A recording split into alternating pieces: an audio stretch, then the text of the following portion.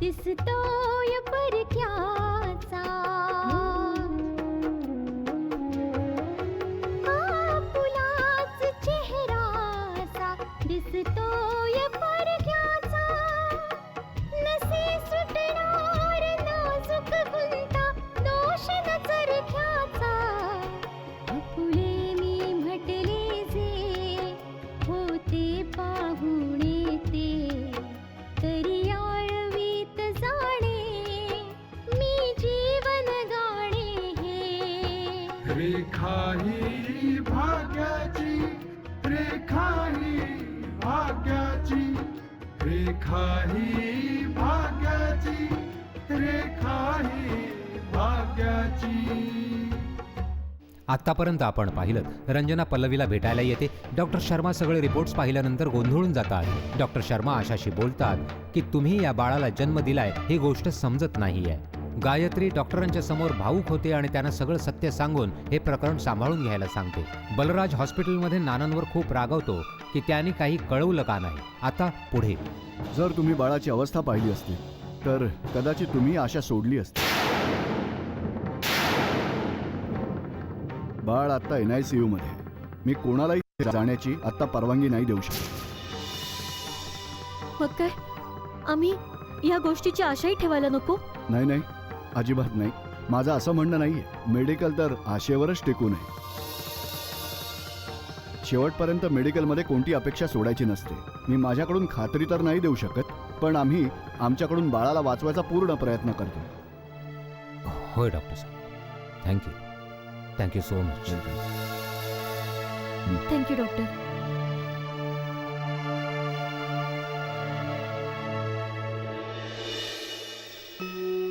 बाबा, सगळेजण आणि पल्लवी या गोष्टीमुळे खूप दुःखी आहेत. कसंही करून बाळाचा जीव वाचायला हवा. हो बेटा, आपण आपल्या बाजूने पूर्ण प्रयत्न केलाय. आता तर देवावरच विश्वास आहे. गायत्री, तुला माहिती आहे, माहित नाही काय झालंय, काय बलराजना माझ्यावर खूप रागावलंय. बाबा, एक गोष्ट सांगा, काय म्हणून तुम्हाला हे आम्हाला सांगणं गरजेचं नाही वाटलं? बलराजी, त्यावेळी परिस्थितीच अशी होती. परिस्थिती कधीही अशी नसते की फोन करायलाही वेळ मिळू नये. जितका विचार करतो तितका जास्त त्रास होतो मला, की अखेर बाबा मला समजतात तरी काय. मानलं की तुम्ही आमच्यावर खूप उपकार केलेले आहेत, खूप उपकार केले. तुम्ही तिकडे जाऊन आशाला सांभाळलं, याचा अर्थ हा नाही की आमचं काही महत्त्वच नाहीये, आमची काही जबाबदारी नाहीये. हे बघा, तुम्हाला समजतच नाहीये. हो हो, नाही समजत आम्हाला. समजवा, तुम्ही आम्हाला समजवा. काय विचार करून तुम्ही आम्हाला हे कळवलं नाही? अरे, आम्हाला विचारणं तर दूर, की बाळाला आणि आशाला कोणत्या हॉस्पिटलमध्ये ऍडमिट करायला हवं यानं तर आम्हाला सांगणंही गरजेचं नाही वाटतं. तुला जे काही बोलायचं आहे ते बोलून घे बेटा. मला काहीही बोलायचं नाहीये बाबा, मला ऐकायचं आहे. मला तुमच्याकडून माझ्या प्रश्नांची उत्तर हवी आहेत. मला या प्रश्नाचं उत्तर हवंय की तुमची अशी कोणती मानसिकता आहे, तुमचे असे कोणते विचार आहेत की तुम्ही आम्हाला या लायक नाही समजलात. अरे, आम्ही तर तुमचा एवढा आदर करतो, आमची तर एवढी हिंमतही नाही झाली, हे बोलूही नाही शकलो की आशाला थांबवा. पण तुम्हाला तर आशाची प्रसिद्धी हवी होती. तिला ज्या मार्गावरून चालायचं होतं तुम्ही चालू दिलं. जर माझ्या मनात तुमच्याबद्दल एवढा आदर नसता तर मी तुम्हाला अडवलं असतं. मग आज हा दिवस तरी पाहावा लागला नसता की आशा आणि तिचं बाळ इथे हॉस्पिटलमध्ये पडून. बाळ आणि आशा दोघांचाही जीवन मरणाचा प्रश्न झालाय. ते बाळ आमच्या वंशाचा दिवा आहे. कोण आहे याला जबाबदार? बोला बाबा, कोण आहे याला जबाबदार? हो बेटा, या सगळ्याला मीच जबाबदार आहे. मीच आहे. हो बेटा. हो बाबा, जबाबदारी तर तुम्हाला घ्यावीच लागेल. मला हे सांगा की तिथे जाऊन तुम्ही कोणती जबाबदारी पार पाडली? आणि जर तुम्हाला तुमची जबाबदारी समजली असती, तुम्ही तुमचं कर्तव्य पार पाडलं असतं, तर आज आपण अशा प्रकारे हॉस्पिटलमध्ये नसतो. याच गोष्टीची लाज वाटून तुम्ही आम्हाला फोन नाही केला. नाहीतर कमीत कमी तुम्ही आम्हाला फोन करून हे तरी सांगितलं असतं की अखेर आशाच्या बाबतीत घडलंय तरी काय. आज तुम्ही माझ्या मनातून उतरलात बाबा, माझ्या मनातून उतरलात तुम्ही.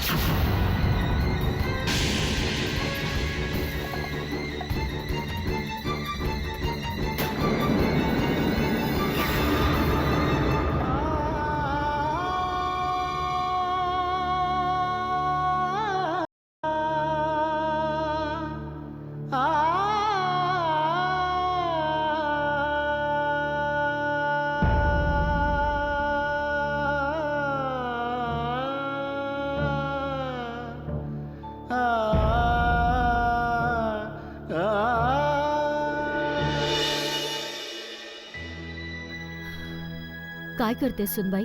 अरे मम्मी, जरा बघा तरी कोण आलंय ते. अभिजित बाळा. मम्मी,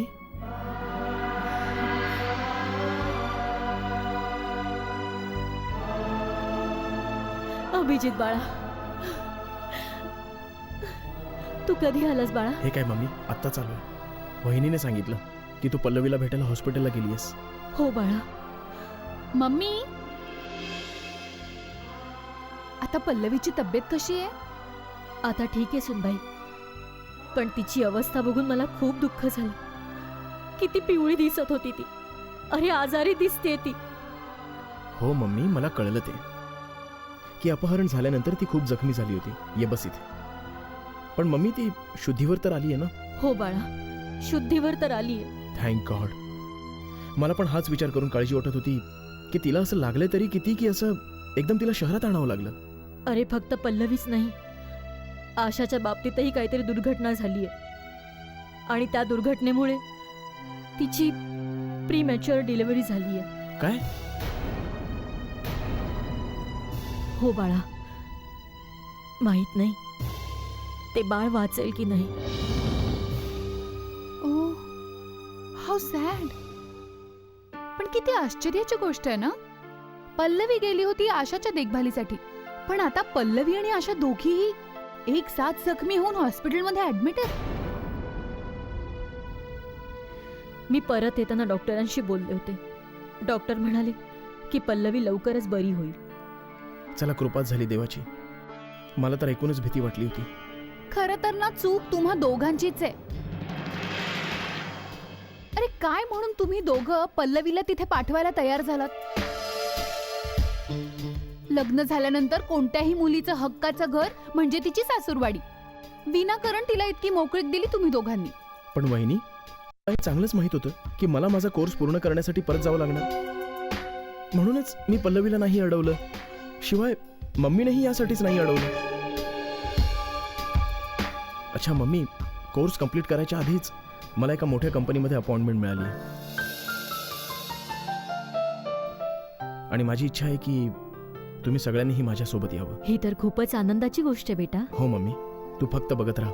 लवकरच सगळं ठीक होईल. बस पल्लवी लवकर बरी व्हायला हवी. कारण मम्मी, मला 15 दिवसांनीच ती कंपनी जॉईन करायची आणि त्याआधीच आपल्याला इथून निघावं लागेल. तोपर्यंत तर पल्लवी ठीक होईलच बाळा. अच्छा मम्मी, मी पल्लवीला भेटून येतो. अहो भाऊजी, आधी तुम्ही फ्रेश व्हा, नाश्ता करून घ्या, मग भेटायला जा ना तिला. पण वहिनी, मला ते... हो बाळा, तू फ्रेश हो, नाश्ता कर, मग मीही तुझ्या सोबत येईन. ठीक आहे मम्मी. मम्मी, मी नाश्ता गरम करून आणते.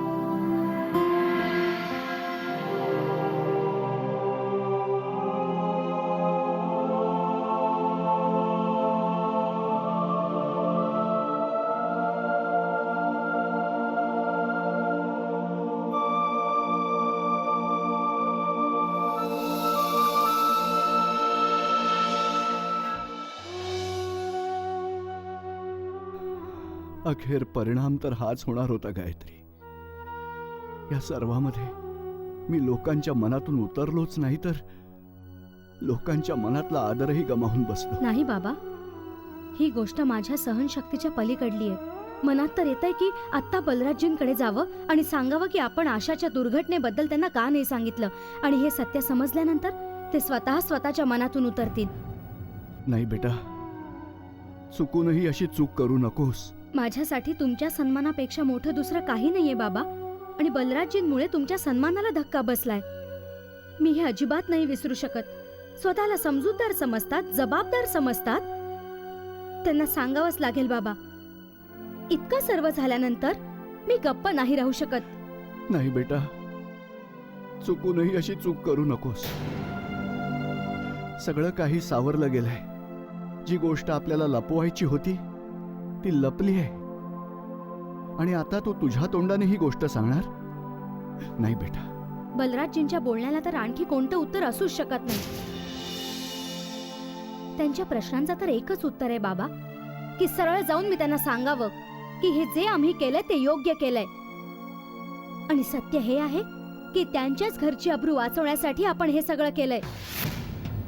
त्यांच्या वंशाचा दिवा सुखरूप राहावा म्हणून आपण हे सगळं केलं, आणि ते तुम्हालाच अपमानित करून निघून गेले. हे बघ गायत्री, कोणासाठी जर आपण काही चांगलं केलं आणि जर तू ही गोष्ट कोणाला सांगायचा प्रयत्न केलास तर याचा अर्थ हाच होईल की चांगलं केलं आणि समुद्रात बुडवलं.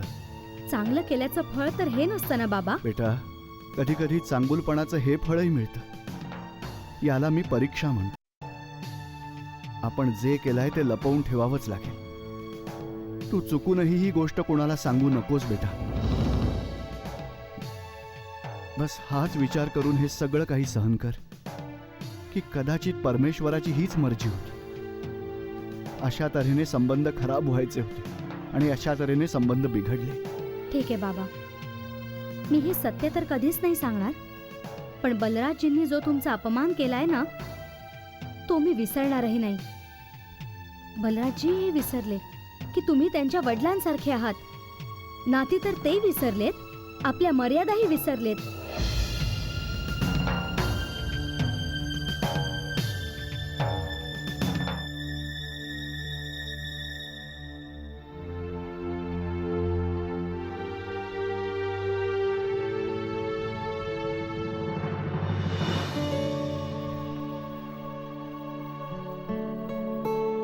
हरीश बाळा, काय पप्पा? बाळा मी जरा हॉस्पिटलला चाललो, तू घरीच थांब. हो पप्पा, मम्मीलाही घेऊन या येताना. हो बाळा. गायत्री तू? हो. काय झालं गायत्री? गायत्री काय झालं? काही बोलणार आहेस की नाही? सर्व ठीक आहे ना मम्मी? तू इतकी रागावलेली कायस? बोल. आशाच्या देखभालीसाठी आपण काय काय नाही केलं. इतके दिवस गावाला जाऊन राहिलो. बाबांनी तर दिवस रात्र एक करून हे सगळं केलं. ते काय यासाठी की बलराजजींनी त्यांचा अपमान करावा? काय अपमानित केलं? हे काय बोलतेस तू? हो, गावाला जी परिस्थिती होती ती मी आणि बाबा समजू शकतो. पल्लवी तर जखमी होतीच, त्यावर आशाची ही दुर्घटना. त्या दोघींना सांभाळणं का इतकं सोपं होतं? तुझं खरं आहे मम्मी. जेव्हा तुझा फोन आला आणि समजलं की तू सिटी हॉस्पिटलमध्ये आहेस आणि आशाही जखमी आहे, तेव्हा आम्ही तर काळजीतच पडलो. इतक्या मुश्किलीने आम्ही इतके सगळे बंदोबस्त केले. कसं सगळं सांभाळलं हे फक्त मला आणि बाबांनाच माहितीये. बलराजजी तर आपल्या घरच्यांसोबत इथे शहरात बसून होते. हॉस्पिटलला आले आणि बस बाबांचा अपमान करायला सुरुवात केली. काय? बलराजची ही हिंमत की त्याने बाबांशी उर्मटपणे बोलावं आणि तू गुपचूप बघत बसलीस? उत्तर तर मी देऊ शकले असते, पण मला हॉस्पिटलमध्ये तमाशा उभा करायचा नव्हता. ते तर हेही विसरले की बाबांनी त्यांच्यासाठी काय काय केलंय. उपकार तर सोडाच, ते उलट त्यांच्यावर आरोप करायला लागले. ते हेही विसरले की बाबा वयाने मोठे आहेत. गायत्री, बलराज सारख्या माणसांना त्यांच्याच भाषेत उत्तर द्यावं लागतं. जेव्हा त्यांची वेळ येते तेव्हा ते असेच उद्दाम वागायला लागतात. बलराजला वाटतं काय की तो बाबांना काहीही बोलत सुटेल आणि आम्ही चुपचाप सहन करत राहू? बलराजला उत्तर मी देणार. जर मी तुला हे विचारलं की काय अर्थ आहे याचा, काय विचार करून नानांनी इतकी मोठी गोष्ट आमच्यापासून लपवली? काय सगळे डिसिजन्स ते एकटेच घेणार का? अरे शहरातच तर यायचं होतं ना, मग ही गोष्ट आम्हाला आधीही सांगू शकत होते. होऊ शकलं असतं की पप्पांनी यापेक्षाही मोठ्या आणि चांगल्या हॉस्पिटलमध्ये आपल्या बाळासाठी अरेंजमेंट केली असती. विजय, नानूंनी फक्त एवढ्यासाठी नाही सांगितलं की तू मम्मी पप्पा उगाच काळजी करत बसला असतात. आशा मला समजतच नाहीये की मी तुला विचारू म्हटलं तरी काय विचारू. मी गावाला आलो होतो, पण तिथे येऊनही मला काहीतरी विचित्रच वाटलं. यापूर्वी मी जेव्हा जेव्हा नानांना भेटायचो तेव्हा त्यांच्या चेहऱ्यावरचा आनंद बघण्यासारखा असायचा, पण यावेळी गावाला मला पाहून त्यांच्या चेहऱ्यावर अजिबात आनंद नव्हता. ते तर आपल्याच विचारात गुंतलेले होते. विजय, असं काही नाहीये. असंच आहे आशा, त्यांच्याकडे माझ्याशी बोलायलाही वेळ नव्हता. आणि तूच मला सांगितलं होतंस ना आशा की पल्लवी गावाला आपल्या एका मैत्रिणीकडे गेलीये म्हणून.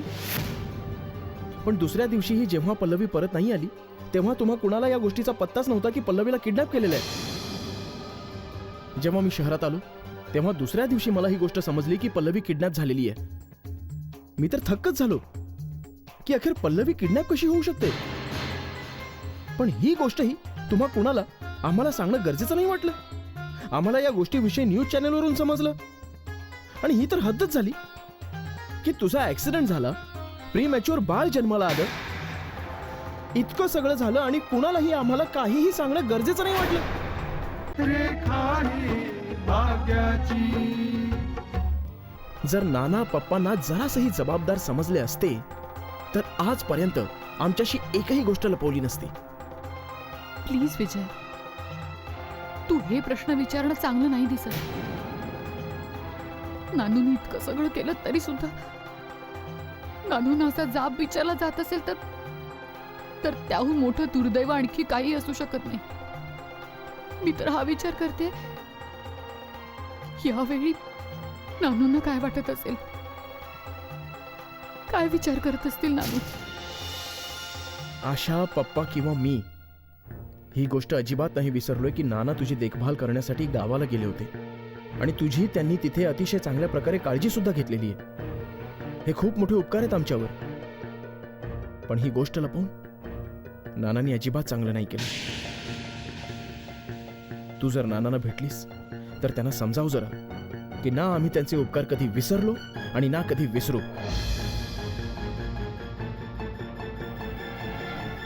मी निघतो आता.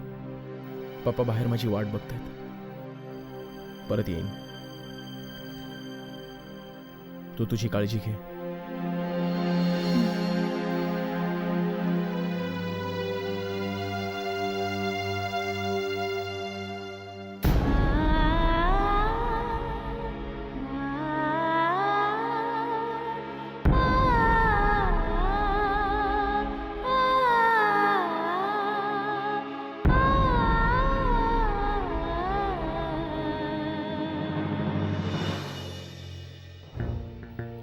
सुहासिनीला घेऊन ये. हो पप्पा.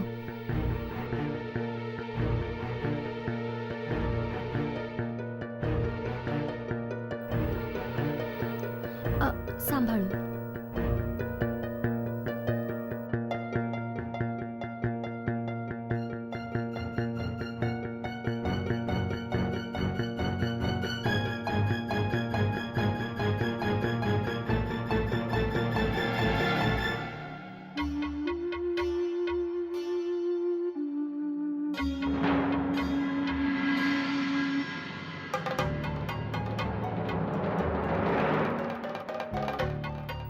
जेव्हा सगळेच लोक इतक्या चिंतेत असतील तेव्हा इतकं संतापणं बरोबर नाहीये.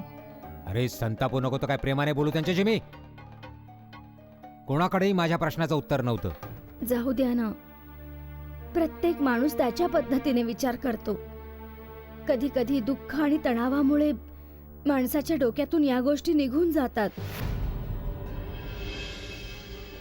तो कधी कधी निर्णय नाही घेऊ शकत. हे दुःख आणखी कोणाचं नाहीये, हे फक्त आपलं आहे. या बाळाला वाचवण्यासाठी आपण नाही केलं.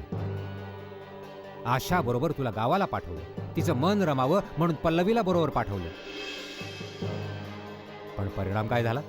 परिणाम हा झाला की आज ते बाळ NICU मध्ये दाखल झाले. माहित नाही वाचेल का नाही. आता तुम्ही शांत व्हा पाहू. सगळ्या गोष्टी विसरून फक्त या गोष्टीकडे लक्ष द्या की ते बाळ बरं होईल. मी डॉक्टरशी बोललो या बाबतीत. तुला माहिती आहे रंजनाजींनी या गोष्टीसाठी मला काय काय नाही ऐकवलं. जेव्हा मला त्यांचं बोलणं आठवतं ना तेव्हा मला वाटतं की या सगळ्याची जबाबदार बाबाच आहे. आज बाबांमुळे आपण सगळ्यांच्या दृष्टीने बेजबाबदार ठरलोय. ती त्यांची सून आहे आणि आपल्या सुनेच्या बाबतीत कळल्यानंतर काळजी वाटणं स्वाभाविक आहे. तुम्ही काळजी नका करू. त्यांना त्यांच्या चुकीची जाणीव होईल. बघाच तुम्ही, ते नक्कीच तुमची माफी मागतील.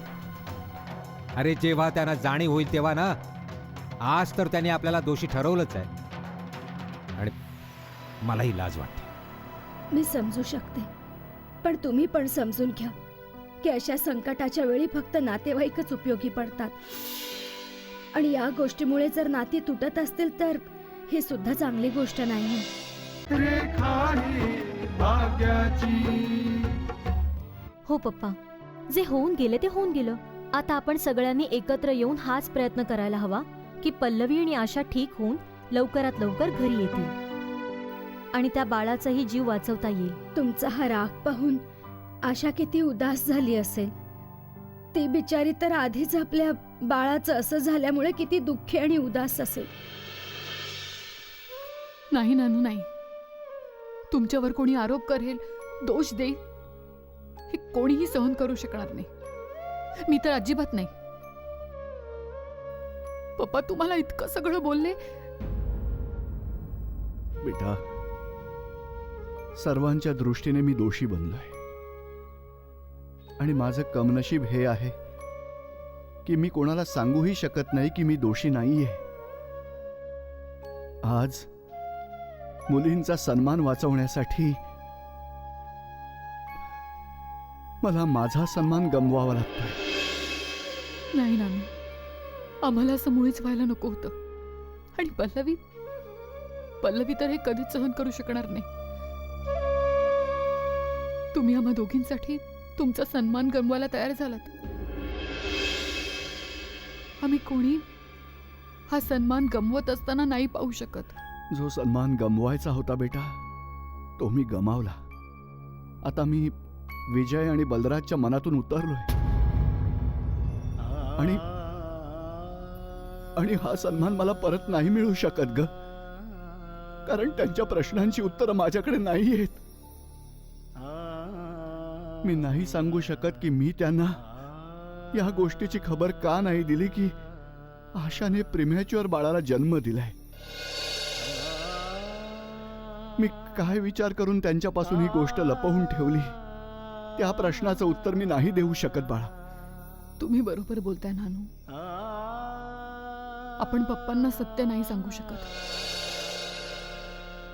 पण पप्पांना नाही माहित, ते ज्यांना दोष देत आहेत, ज्यांना दोषी ठरवतायत, त्यांच्याच प्रयत्नांमुळे त्यांच्या वंशाचा दिवस सुखरूप आहे. कदाचित पप्पा समजू शकले असते. जाऊ दे बेटा. बेटा, कधी कधी जीवनात अशी वादळही येतात ज्यांना आपण नाही थांबवू शकत आणि ते वादळ निघून जाण्याची वाट पाहतो आपण. पण नानू, हे वादळ निघून गेल्यानंतर किती गोष्टी बदलून जातील. पप्पांनी हे जे वादळ उभं केलंय ते गेल्यावर सगळं काही बदलेल. नाती बदलतील, नात्यांचे अर्थ बदलतील. शिल्लक राहील ती फक्त एक जाणीव.